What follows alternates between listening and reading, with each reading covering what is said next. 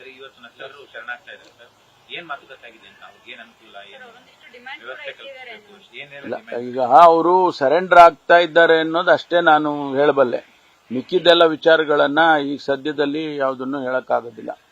ಅವ್ರ ಕಂಡೀಷನ್ಸ್ ಏನು ಮತ್ತೆ ನಾವು ಏನ್ ಪ್ರಾಮಿಸ್ ಮಾಡಿದ್ದೇವೆ ಅದೆಲ್ಲ ಆಮೇಲೆ ಹೇಳ್ತೇನೆ. ಎಲ್ಲರ ಮೇಲೂ ತುಂಬಾ ಕೇಸ್ಗಳಿದಾವೆ, ಕೊಲೆ ಕೇಸ್ ಎಲ್ಲ ಇದಾವೆ, ಅವ್ರನ್ನ ಯಾಕೆ ಸರೆಂಡರ್ ಮಾಡಿಸ್ತಾ ಇದ್ದೀರಾ ಅಂತ ಬಿಜೆಪಿ ವಿರೋಧ ಮಾಡ್ತಾ ಇದೆ ಸರ್. ಇಲ್ಲ, ನಾವೇನು ನೋಡಿ, ನಾವು ಕರೆ ಕೊಟ್ಟಿದ್ದು ಇಲ್ಲೇ ನಿಂತ್ಕೊಂಡು ಹೇಳಿದೆ ಅಲ್ಲ ನಾನು.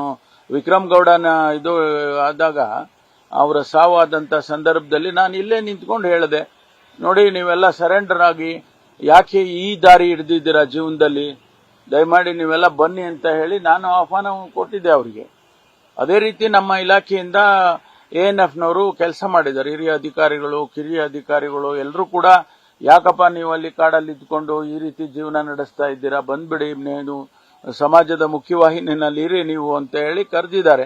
ಈಗ ಅವ್ರ ಮೇಲೆ ಕೇಸ್ಗಳಿದೆ ನಿಜ. ಅದನ್ನ ಯಾವ ರೀತಿ ಅವರು ಸರೆಂಡರ್ ಆದ್ಮೇಲೆ ಯಾವ ರೀತಿ ಕೇಸ್ಗಳ ಬಗ್ಗೆ ಚರ್ಚೆ ಮಾಡಬೇಕು, ಅದಕ್ಕೆ ಕಾನೂನಿನಲ್ಲಿ ಏನು ಅವಕಾಶ ಇದೆ ಅದನ್ನ ನೋಡ್ತೇವೆ. ನ್ಯೂಸ್ ಫಸ್ಟ್ ನಿರ್ಭೀತಿಯಿಂದ ನಿಮ್ಮ ಪರವಾಗಿ.